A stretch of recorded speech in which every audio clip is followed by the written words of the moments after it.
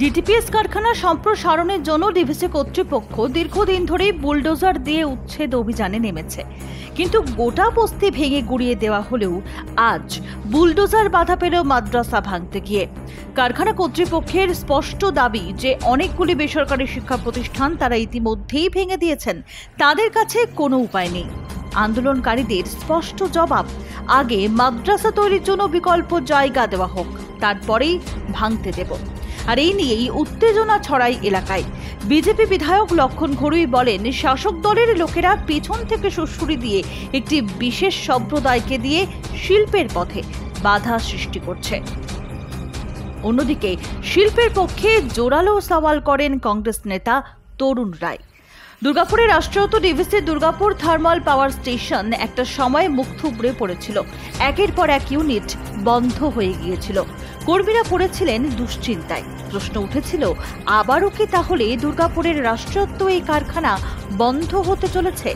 কিন্তু কেন্দ্রীয় সরকারের বিদ্যুৎ মন্ত্রক এই কারখানার পুনরুজ্জীবনের জন্য 800 মেগাওয়াট বিদ্যুৎ উৎপাদন ক্ষমতা পরিবেশ বান্ধব নতুন তাপবিদ্যুৎ ইউনিটের প্রতিস্থাপনের জন্য 9,000 কোটি টাকা বরাদ্দ করে। কিন্তু নতুন ইউনিট প্রতিস্থাপনের ক্ষেত্রে বাধা হয়ে দাঁড়ায় জমি। ডিভিসি নিজস্ব জমি দখল হয়ে গিয়েছিল, সেই জমিতে থাকা বস্তির দোকানপাট ভেঙে গুড়িয়ে ফেলতে যথেষ্ট বেগ পেতে হয়। পুনর্বাসনের দাবিতে এর আগে অনেক আন্দোলনও হয়েছে, কিন্তু ডিভিসির চেয়ারম্যান স্পষ্ট জানিয়ে দিয়েছিলেন যে আমাদের জমিতে বসে থাকায় বেআইনি দখলদারদের জন্য কোনো পুনর্বাসন নেই।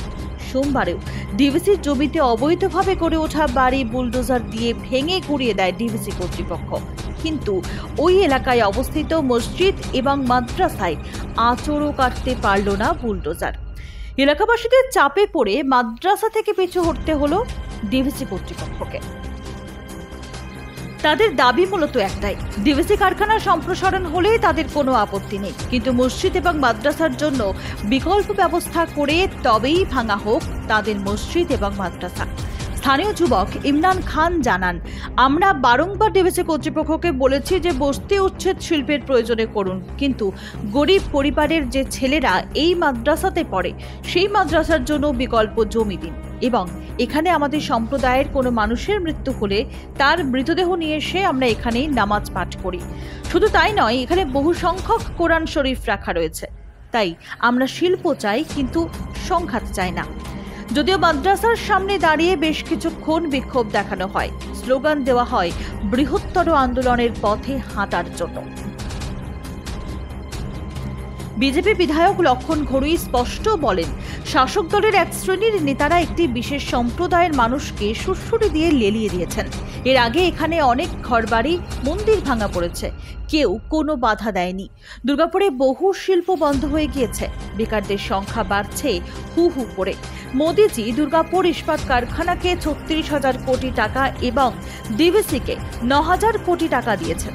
সাধারণ মানুষ চাইছেন কারখানা হোক, বেকারদের চাকরি হোক, আর এই কাজের জন্য সবাইকেই এগিয়ে আসতে হবে। বিশেষ সম্প্রদায়কে নিয়ে রাজনীতি করতে গিয়ে শিল্পের ক্ষতি হতে আমরা দেব না। কংগ্রেস নেতা তরুণ রায় বলেন, উন্নয়নের ক্ষেত্রে ধর্ম বাধা হতে পারে না। মন্দির হোক বা মসজিদ বা মাদ্রাসা ঘিরে ভোটের রাজনীতি করা ঠিক নয়। এই কারখানা কেন্দ্র এবং রাজ্যের, তাদেরকে যৌথভাবে বসে সাধারণ মানুষকে বুঝিয়ে এই শিল্প গড়ে তুলতে হবে। ধর্মীয় বিভেদের প্রাচীর তৈরি করে ভোটের রাজনীতি করলে হবে না। এই উচ্ছেদ অভিযানকে কেন্দ্র করে আবারও সরগরম হয়ে উঠেছে দুর্গাপুরের ডিটিপিএস এলাকা। তবে শিল্পের জন্য সবার স্বার্থ ত্যাগ প্রয়োজন, এমনই অভিমত দুর্গাপুরের আম জনতার একটা বড় অংশের। এখন দেখার, এই ক্ষোভ প্রশমিত করে দামোদর ভ্যালি কর্পোরেশন কর্তৃপক্ষ শান্তিপূর্ণভাবে শিল্প স্থাপনকে ঠিক কিভাবে সম্ভবপর করে তোলেন। Bureau report, news hunt.